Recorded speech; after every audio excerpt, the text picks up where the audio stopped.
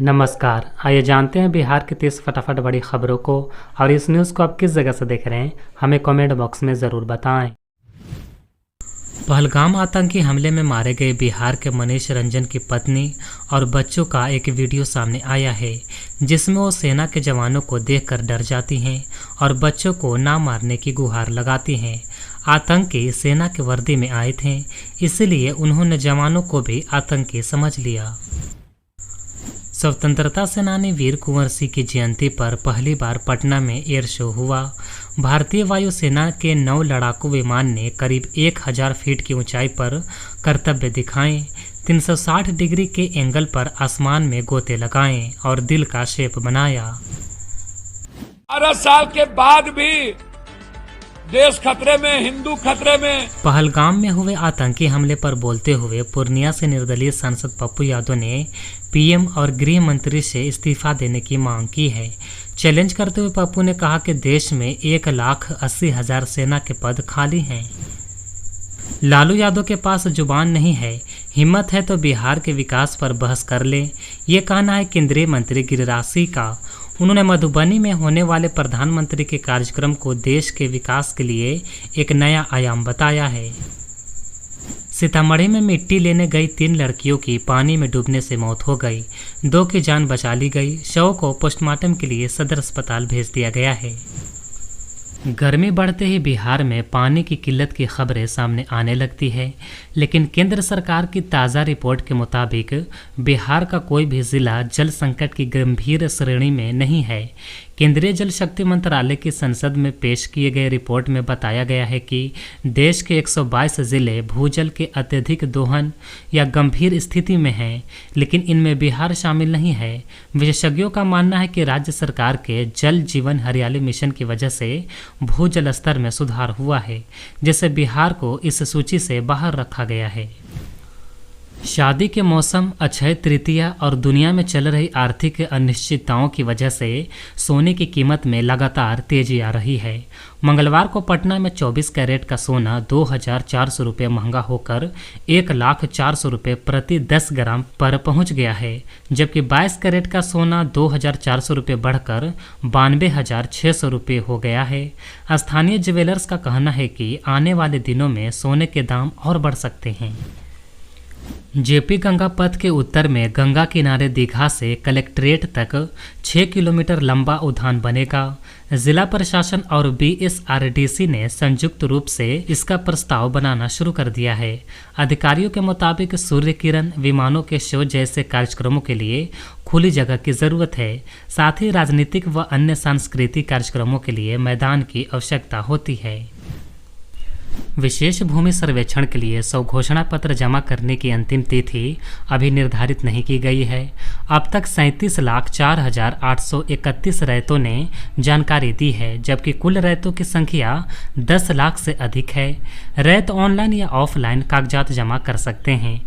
जिला बंदोबस्त पदाधिकारी ने सभी रैयतों को जल्द से जल्द स्वघोषणा पत्र जमा करने को कहा है। रेलवे ने गर्मियों में यात्रियों की मांग को पूरा करने के लिए आनंद विहार टर्मिनल और जोगबनी के बीच एक जोड़ी अतिरिक्त समर स्पेशल ट्रेनें चलाने की घोषणा की है। ये ट्रेन 12 फेरों के लिए चलेगी। बिहार के सरकारी विद्यालयों में अब पढ़ाई के घंटे बढ़ेंगे। शिक्षा विभाग आंगनबाड़ी, प्राथमिक, मध्य और माध्यमिक विद्यालयों के लिए नई समय सारणी तैयार कर रहा है। प्रारंभिक विद्यालयों में 6 घंटे, मध्य विद्यालयों में 7.25 घंटे और माध्यमिक विद्यालयों में 8 घंटे 35 मिनट की पढ़ाई होगी। ये बदलाव बिहार पाठ्य चर्चा की रूपरेखा 2025 के तहत किया जा रहा है। पटना के गंगा तट को एक सुंदर पर्यटन स्थल के रूप में विकसित किया जा रहा है। इस परियोजना के तहत गंगा किनारे को एक बड़े उद्यान में बदला जाएगा, जिसमें रिवर फ्रंट, वानिकी उद्यान, तितली उद्यान, फूड कोर्ट, महिला हाट, पैदल चलने का रास्ता, साइकिल ट्रैक और बड़ी पार्किंग जैसी सुविधाएं बनेंगी। कुल क्षेत्रफल का 90% हिस्सा हरियाली और खुले स्थल के रूप में रहेगा, जहां करीब 1 लाख पेड़ पौधे लगाए जाएंगे। इससे पटना में हरियाली बढ़ेगी और पर्यावरण बेहतर होगा। इस योजना की जानकारी राज्य के पथ निर्माण मंत्री नितिन नवीन ने दी है। 1 मई 2025 से भारतीय रेलवे ने टिकट बुकिंग और कैंसिलेशन से जुड़े कुछ नए नियम लागू करने का फैसला किया है, जिससे ट्रेन में यात्रा करना पहले से महंगा और थोड़ा जटिल हो सकता है। नए नियमों के तहत अब वेटिंग और आरएसी टिकट रद्द करने पर लगने वाला अतिरिक्त सर्विस चार्ज हटा दी गई है, जिससे यात्रियों को अब सिर्फ न्यूनतम कैंसिलेशन चार्ज देना होगा। इससे टिकट रद्द करना सस्ता हो जाएगा, लेकिन यदि चार्ट बनने के बाद कंफर्म टिकट को रद्द करना हो तो उसे सीधे कैंसिल नहीं किया जा सकेगा, बल्कि इसके लिए ऑनलाइन TDR भरनी होगी, जो थोड़ी जटिल प्रक्रिया मानी जा रही है। कश्मीर के पहलगाम में हुए आतंकी हमले में 26 पर्यटकों की मौत हो गई है, जिसमें बिहार निवासी एक IB अफसर की भी जान गई है। मनीष अपनी पत्नी और बच्चों के साथ छुट्टी में कश्मीर घूमने गए हुए थे। सुप्रीम कोर्ट ने परीक्षा रद्द करने की याचिका को खारिज कर दी है। दरअसल पटना कोर्ट ने पहले ही परीक्षा पर रोक लगाने से इनकार कर दिया था, जिसके बाद अभ्यर्थियों ने सुप्रीम कोर्ट का दरवाजा खटखटाया था। लेकिन अब सुप्रीम कोर्ट ने भी BPSC परीक्षा रद्द करने की याचिका को खारिज कर दी है। सुप्रीम कोर्ट ने कहा है कि गड़बड़ी का कोई ठोस सबूत नहीं मिला है। बिहार सरकार के अफसर शहरी पब्लिक से उनकी ज़रूरतें और प्राथमिकताएं पूछेंगे। इसी के अनुसार योजनाएं बनाए जाएंगे। इस अभियान को आपका शहर आपकी बात का नाम दिया गया है। ये 25 अप्रैल से शुरू होगा। सरकार का मानना है कि इससे नगरों की स्थिति सुधरेगी, पब्लिक का शासन में विश्वास और मजबूत होगा। मंगलवार को मुख्यमंत्री नीतीश कुमार ने इसकी समीक्षा की और जागरूकता रथ का जायजा लिया। प्रधानमंत्री नरेंद्र मोदी गुरुवार को बिहार के मधुबनी जिले में पंचायती राज दिवस के मौके पर कार्यक्रम को संबोधित करेंगे। पहलगाम हमले के बाद उनकी ये पहली सार्वजनिक रैली होगी। इसे लेकर पूरे बिहार में हाई अलर्ट घोषित किया गया है। पीएम मोदी के दौरे को देखते हुए बिहार के सभी एयरपोर्ट और पर्यटन स्थलों से लेकर नेपाल बॉर्डर से सटे जिलों में सुरक्षा कड़ी कर दी गई है। पुलिसकर्मियों को चप्पे चप्पे पर पैनी नजर रखने को कहा गया है। जम्मू कश्मीर के पहलगाम में हुए आतंकी हमले पर बिहार विधानसभा में नेता प्रतिपक्ष तेजस्वी यादव ने दुख जताया है। तेजस्वी यादव ने कहा कि जिस तरह से हमला हुआ है वो बहुत ही दर्दनाक है। ऐसा हम लोग सोच भी नहीं सकते थे कि इस तरह की घटना घट सकती है।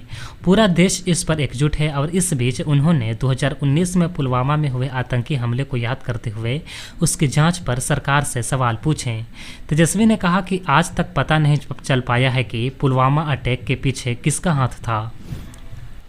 प्रशांत किशोर ने पीएम मोदी पर निशाना साधते हुए कहा है कि बिहार के लोगों से वोट लेकर गुजरात में उद्योग लगाए गए हैं और आज बिहार के लोग वहां जाकर काम करते हैं। प्रशांत किशोर ने वहां मौजूद लोगों से 2 सवाल पूछे और उन्हें एक सलाह भी दी। प्रशांत किशोर ने लोगों से पूछा कि आप ये सोचकर बताएं कि आपके पिपराइती में, आपके पंचायत में आपके हमारे बच्चों के लिए बढ़िया पढ़ाई और रोजगार की व्यवस्था होना चाहिए या नहीं।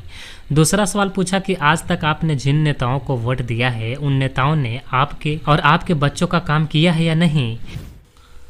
राजधानी पटना में बुधवार की सुबह एक बस के पलट जाने से BSF के रिटायर इंस्पेक्टर की पत्नी की मौत हो गई। जानकारी के अनुसार बस हजारीबाग से पटना आ रही थी। बताया जाता है कि बस में कुल 45 से ज़्यादा लोग सवार थे। बांका में वाहन जांच के दौरान पुलिस ने एक कार से गुप्त तहखाना बरामद किया है, जिसमें 58 किलो 480 ग्राम चांदी छिपाकर रखी गई थी। 2 तस्कर गिरफ्तार हुए हैं। खेप बंगाल से दरभंगा भेजी जा रही थी। पूर्णिया से निर्दलीय सांसद पप्पू यादव ने पहलगाम अटैक को लेकर पीएम नरेंद्र मोदी और केंद्रीय गृह मंत्री अमित शाह पर कई सवाल खड़े किए हैं। उन्होंने कहा कि पिछले 12 साल से 46 हमले हो चुके हैं। कहाँ गया 56 इंच का सीना? अब कब सबक सिखाइएगा? कब तक सियासत में लगे रहिएगा? कब हम लोग आतंकवादी का विनाश करेंगे? 12 साल हो गया। 12 साल के बाद भी देश खतरे में, हिंदू खतरे में, तो एक साथ आत्महत्या क्यों नहीं कर लेते? चुल्लू भर पानी में डूब के मर जाइए। तो 1 मिनट भी गवर्नमेंट के पद पर पीएम और होम मिनिस्टर साहब को रहने का राइट नहीं है। रिजाइन करना चाहिए। प्रधानमंत्री को चैलेंज करते हुए पप्पू यादव ने कहा कि कोरोना काल से अब तक सेना में एक भी बहाली नहीं हुई है। फतुहा नगर परिषद ने अतिक्रमण के खिलाफ चौराहा से स्टेशन रोड और छोटी लाइन तक करीब 35 दुकानदारों को नोटिस जारी किया गया है। इन दुकानदारों ने अपनी दुकानों को आगे बढ़ाकर नाला और सड़क पर कब्जा कर लिया है। इससे वाहनों और राहगीरों को परेशानी हो रही है। पटना के नौबतपुर में सोमवार शाम एक स्वर्ण व्यापारी जितेंद्र कुमार अपनी दुकान बंद करके घर जा रहे थे। थाने से केवल 200 मीटर की दूरी पर परमेश्वर मार्केट के पास उनकी मोपेड की डिक्की से बदमाशों ने 1 लाख रुपए नगद और लगभग 50 से 60 ग्राम सोने के जेवरात लूट लिए। प्रधानमंत्री नरेंद्र मोदी आज बिहार के दौरे पर आएंगे। यहाँ वे मधुबनी में राष्ट्रीय पंचायती राज दिवस के कार्यक्रम में शामिल होंगे।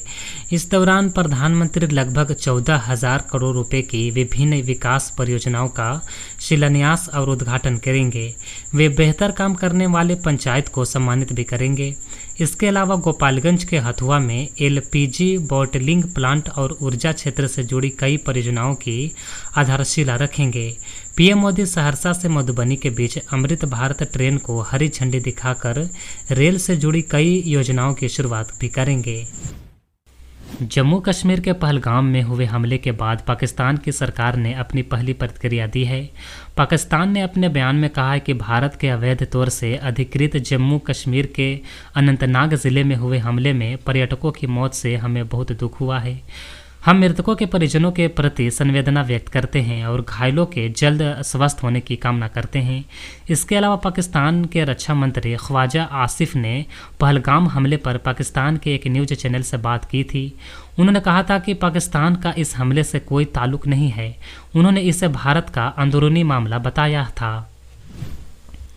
सेना ने बुधवार को बताया है कि जम्मू कश्मीर के बारामूला जिले में नियंत्रण रेखा के पास घुसपैठ की कोशिश के दौरान हुई कार्रवाई में 2 चरमपंथी मारे गए हैं।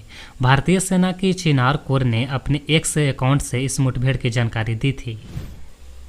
समाचार एजेंसी PTI के मुताबिक जम्मू कश्मीर के पहलगाम में मंगलवार को हुए चरमपंथी हमले के बाद दिल्ली में सुरक्षा व्यवस्था सख्त कर दी गई है।